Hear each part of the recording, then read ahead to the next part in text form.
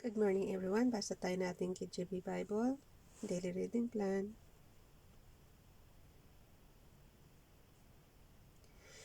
Today is January 10, 2022, pang Day 70 natin. Deuteronomy chapter 1 and 2. Deuteronomy chapter 1. Basa. These be the words which Moses spake unto all Israel on this side Jordan in the wilderness, in the plain over against the Red Sea, between Paran and Topel and Laban and Hazeroth and Dizahab. There are 11 days' journey from Horeb by the way of Mount Seir unto Kadesh Barnea.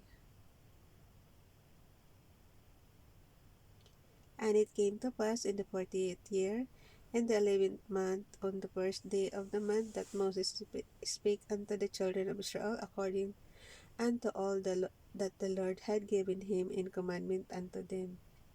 After he had slain Sihon the king of Amorites, which dwelt in Heshbon, and Og the king of Bashan, which dwelt at Ashtaroth in Edrei. On the side Jordan in the land of Moab began Moses to declare this law, saying, The Lord our God spake unto us in Horeb, saying, Ye have dwelt long enough in this mount. Turn you and take your journey, and go to the mount of the Amorites, and unto all the places nigh thereunto, in the plain, in the hills, and in the vale, and in the south, and by the seaside, to the land of the Canaanites, and unto Lebanon, and to the great river, the river Euphrates.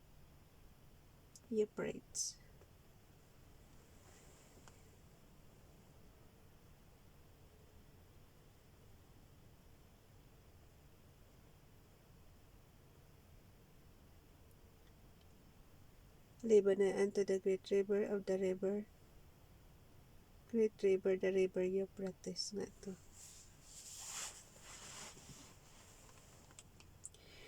Verse 8, Behold, I have set the land before you. Go in and possess the land which the Lord sware unto the fathers Abraham, Isaac, and Jacob, to give unto them and to their seed after them. And I speak unto you at that time, saying, I am not able to bear you myself alone. The Lord your God hath multiplied you, and behold, ye are this day as the stars of heaven for multitude. The Lord God of your fathers make you 1,000 times so many more as ye are, and bless you as he hath promised you. How can I myself alone bear your cumbrance, and your burden, and your strife? Take you wise men and understanding, and known among your tribes, and I will make them rulers over you. And he answered me and said, The thing which thou hast spoken is good for us to do. So I took the chief of your tribes, wise men, and known, and made them heads over you, captains over thousands, and captains over hundreds, and captains over fifties, and captains over tens, and officers among your tribes. Kaya tayo mayroong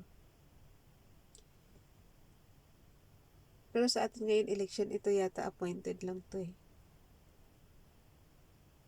Yung mga officialis natin, diba?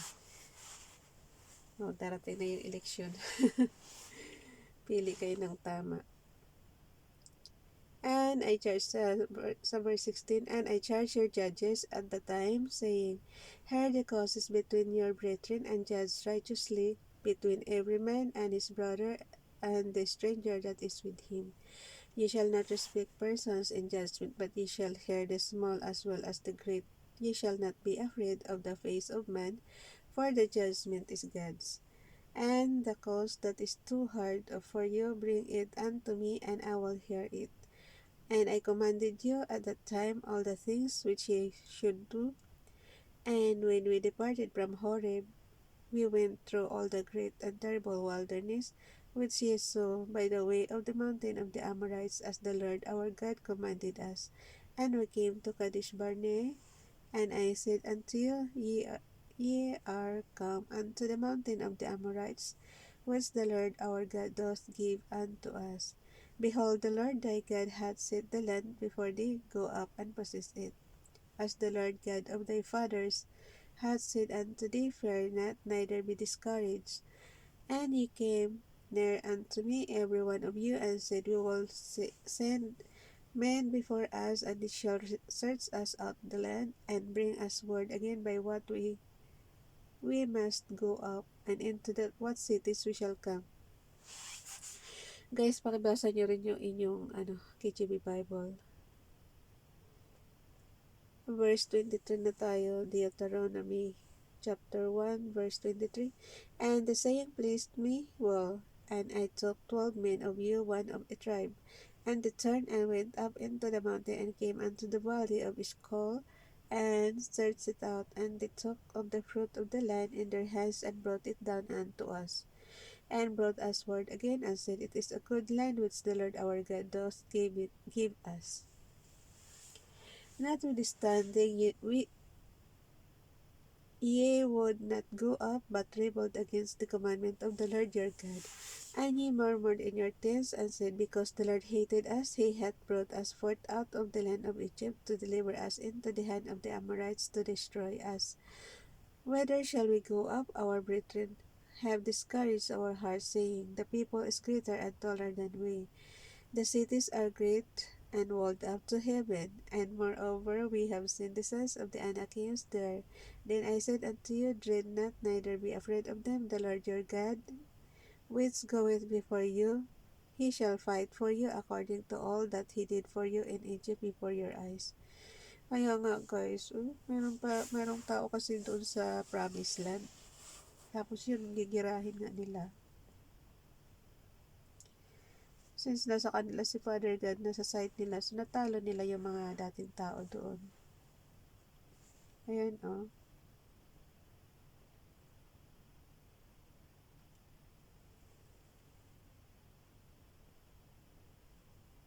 Sa verse 28. Whither shall we go up? Our brethren have discouraged our hearts, saying, the people is greater and taller than we. The cities are great and walled up to heaven, and moreover we have seen the sons of the Anakims there. Then I said unto you, dread not, neither be afraid of them. The Lord your God, which goeth before you, he shall fight for you. Yun, si Father God ang makikipag-fight sa kanila, according to all that he did for you in Egypt before your eyes. So verse 31, and in the wilderness where thou hast seen how that the Lord thy God bare thee, as a man doth bear his son, in all the way that ye went until ye came into this place. Reaction ko lang yun ha. Kasi nga nakikipag nga sila oh. Verse 32. Yet in this thing ye did not believe the Lord your God, who went in the way before you to search you out a place to pitch your tents in fire by night, to show you by that way ye should go, and in a cloud by day. And the Lord heard the voice of your words, and was wroth and swore, saying, surely there shall not one of these men of this evil generation see the good land which I swore to give unto your fathers, save Caleb the son of Jephunneh. He shall see it, and to him will I give the land that he hath thrown it upon, and to his children, because he hath wholly followed the Lord. Also the Lord was angry with me for your sake, saying, thou also shalt not go in thither. Kaya pati si Moses hindi rin nakarating sa promised land. Nagalit si Father God pati sa kanya. Also the Lord was angry with me for your sake, saying, thou also shalt not go in thither. But Joshua the son of Nun, which standeth before thee, he shall go in thither. Encourage him, for he shall cause Israel to inherit it. Moreover, yan si Joshua guys, yan, kasama niya yun doon sa mountain, yung kumuha ng commandments. Yung 40 days and 40 nights yata sila doon. But Joshua the son of Nun, which standeth before thee, he shall go in thither, encourage him. Pag nasusundan nyo na kasi yung story nito, mapagdugtong-dugtong nyo na. But Joshua the son of Nun, basta basahin nyo lang yung KJV Bible nyo guys, masusundan nyo yan. Verse 38, but Joshua the son of Nun, which standeth before thee, he shall go in thither, encourage him, for he shall cause Israel to inherit it. Moreover, your little ones, which he said should be a prey, and your children which in that they had no knowledge between good and evil, they shall go in thither, and unto them will I give it, and they shall possess it. But as for you, turn you and take your journey into the wilderness by the way of the Red Sea. Then ye answered and said unto me, We have sinned against the Lord. We will go up and fight according to all that the Lord our God commanded us. And when ye had girded in every man his weapons of war, ye were ready to go up into the hill. And the Lord said unto me, Say unto them, Go not up, neither fight, for I am not among you. Pag wala sa kanilang side si Father God, matatalo sila. Lest ye be smitten before your enemies, so I speak unto you, and ye would not hear, but rebelled against the commandment of the Lord, and went presumptuously up into the hill. And the Amorites which dwelt in that mountain came out against you, and chased you as beasts do, and destroyed you in Seir, even unto Hormah. And ye returned and wept before the Lord, but the Lord would not hearken to your voice, nor give ear unto you. So ye abode in Kadesh many days, according unto the days that ye abode there. Deuteronomy chapter 2. Inom muna tayo tubig.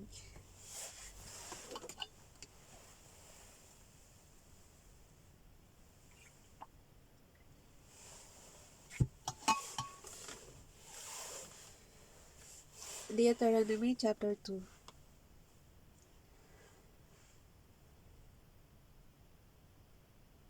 Then we turned and took our journey into the wilderness. Oh,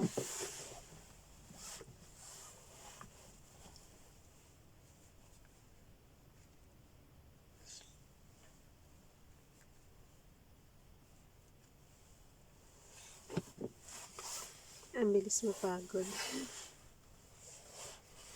Okay, Deuteronomy chapter 2. Then we turned and took our journey into the wilderness by the way of the Red Sea, as the Lord spake unto me, and we compassed Mount Seir many days. And the Lord spake unto me, saying, bilisin na pala natin, no? 5,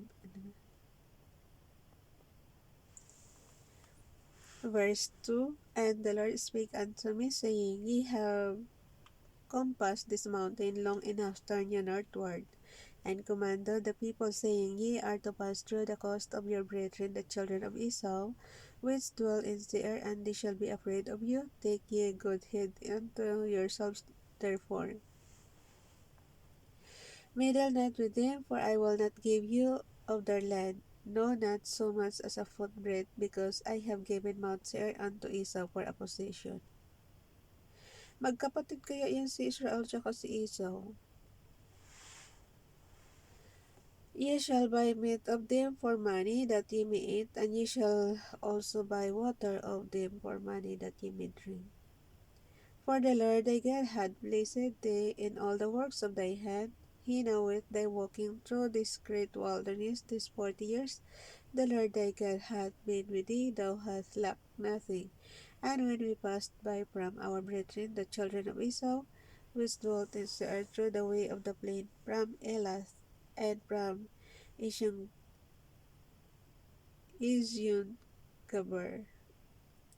we turned and passed by the way of the wilderness of Moab. And the Lord said unto me, Distress not the Moabites, neither contend with them in battle, for I will not give thee of their land for a possession, because I have given Ar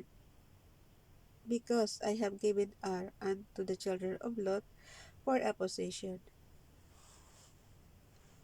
The Emims dwelt there in times past, a people great and many, and tall as the Anakims, which also were accounted giants as the Anakims, but the Moabites called them Emims. The Horims also dwelt in Seir before time, but the children of Esau succeeded them, when they had destroyed them from before them, and dwelt in their stead, as Israel did unto the land of his possession, which the Lord gave unto them. Wait.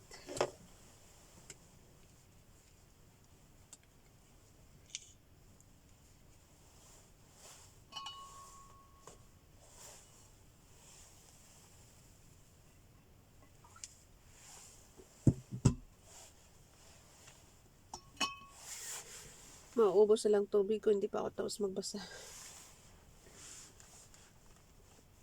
Verse 10. The Emims dwelt therein in times past, a people great and many, and tall as the Anakims. 11, which also were accounted giants as the Anakims, but the Moabites called them Emims. The Horims also dwelt in Seir before time, but the children of Esau succeeded them when they had destroyed them from before them, and dwelt in their stead, as Israel did unto the land of his possession which the Lord gave unto them. Now rise up, said I, and get you over the brook Zered. And we went over the brook Zered, and the space in which we came from Kadesh Barnea, until we were come over the brook Zered, was 38 years.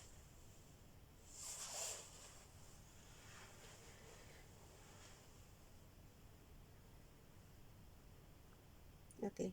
Until all the generation of the men of war were wasted out from among the host, as the Lord swore unto them. For indeed the hand of the Lord was against them, to destroy them from among the host until they were consumed. So it came to pass, when all the men of war were consumed and dead from among the people, that the Lord spake unto me, saying, Thou art to pass over through Ar, the coast of Moab, this day. And when thou comest nigh over against the children of Ammon, distress them not, nor meddle with them, for I will not give thee of the land of the children of Ammon any possession, because I have given it unto the children of Lot for a possession. That also was accounted a land of giants. Giant dwelt there in old time, and Ammonites called them Zamzumims. Yung mga lugar, guys, hindi natin kabisado yan kasi wala naman tayo sa Israel. Malayo tayo. A people great, mababasa lang natin syempre sa Bible kasi nagbabasa tayo. A people great and many and tall as the Anakims, but the Lord destroyed them before them, and they succeeded them and dwelt in their stead. As he did to the children of Esau, which dwelt in Seir, when he destroyed the Horims from before them, and they succeeded them, and dwelt in their stead even unto this day. And the Avims, which dwelt in Hazerim, even unto Azza, the Captorims, which came forth out of Captor, destroyed them and dwelt in their stead. Rise ye up. Sorry, guys. Rise ye up, take your journey, and pass over the river Arnon. Behold, I have... Nawala na.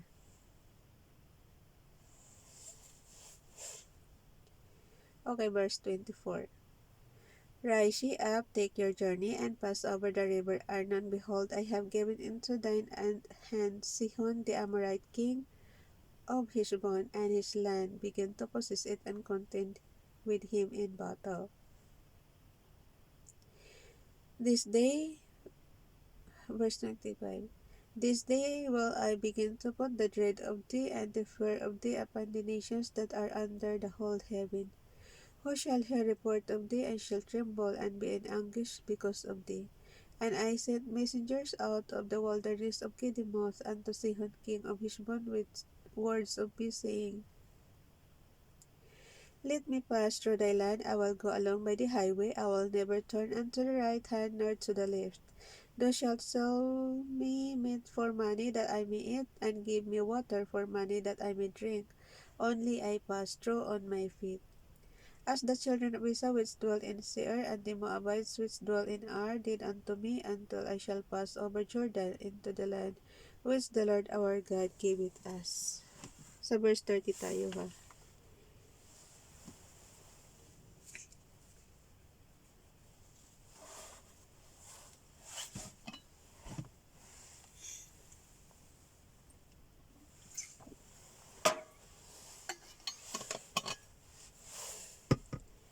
Mamaya pa ako lalabas. Wala na akong tubig. Sarap kasi uminom ng mainit. Verse 30. But Sihon king of Heshbon would not let us pass by him, for the Lord thy God hardened his spirit and made his heart obstinate, that he might deliver him into thy hand, as appeareth this day. And the Lord said unto me, Behold, I have begun to give Sihon and his land before thee. Begin to possess, thou that mayest inherit his land. Then Sihon came out against us, he and his people, to fight at Jahaz. And the Lord our God delivered him before us, and we smote him and his sons and all his people, and we took all his cities at that time, and utterly destroyed the men and the women and the little ones of every city. We left none to remain. Kawawa naman, oy. Wala talaga maidudulot na mabuti ang giyera, guys. Kasi tingnan mo, lahat na mamatay. Verse 34. And we took in his cities at the time, and utterly destroyed the men and the women and the little ones of every city. We left none to remain. Okay, tam. Only the cattle we took were a prey unto ourselves, and the spoil of the cities which we took from Aroer, which is by the brink of the river of Arnon, and from the city that is by the river, even unto Gilead, there was not one city too strong for us. The Lord our God delivered all unto us, only unto the land of the children of Ammon thou camest not, nor unto any place of the river Jabbok, nor unto the cities in the mountains, nor unto whatsoever the Lord our God forbade us. Wala akong kinuha na kasi puro sila gira-gira. Wala silang iniwan na wala silang naiwang we left none to remain. Ganun pala, pagka girahin pala ang isang place, tapos matatalo mo sila, sa'yo na yung sa'yo na yung lugar na yun. Huwag naman sana mangyari sa atin yan. Ay kung sa bagay, ilang taon din tayo na no? Ilan din tayo na taon na sakop ng ibang bansa. Bye everyone, God bless.